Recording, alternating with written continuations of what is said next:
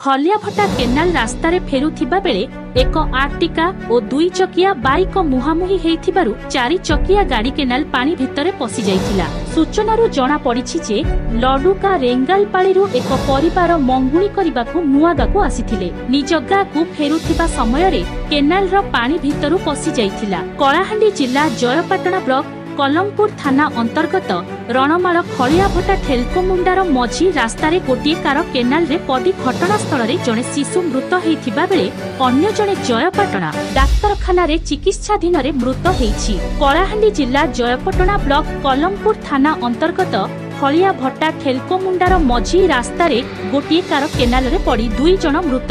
दुर्घटना परे अंचलवासी परिवार लोकंकु उद्धार कला परे सेमानंकु जयपाटना गोष्ठी स्वास्थ्य केन्द्र रे भर्ती करा जाइछि। पुलिस एवं अग्निशम विभाग घटनास्थल रे पहुंची उद्धार करिथिले। खलियाभटा केनाल रास्ता रे फेरुथिबा बेले एक आर्टिका और 2 चकिया बाइक मुहांमुही हेइथिबारु 4 चकिया गाड़ी केनाल पानी भितरे पसि जाइथिला। सूचनारू जना पड़िछि जे लडुका रेंगालपाड़ीरू एक परिवार मंगुणी करिबाकू मुआगाकू आसिथिले। निज गाँकू फेरुथिबा समयरे केनालर पानी भितरु पसि जाइथिला। कलाहांडी जिला जयपाटना ब्लॉक कलमपुर थाना अंतर्गत रणमाल खलियाभटा ठेलकोमुंडार मझी रास्तार गोटे कार केनाल रे पदी घटनास्थल रे जड़े शिशु मृत होइथिबा बेले अन्य जड़े जयपाटना डाक्तरखाना रे चिकित्साधीन रे मृत होइछि। कलाहांडी जिला जयपाटना ब्लॉक रु जयराम छत्रियांक सहित डम्बुरुधर दुर्गांक रिपोर्ट ग्रामीण एक्सप्रेस।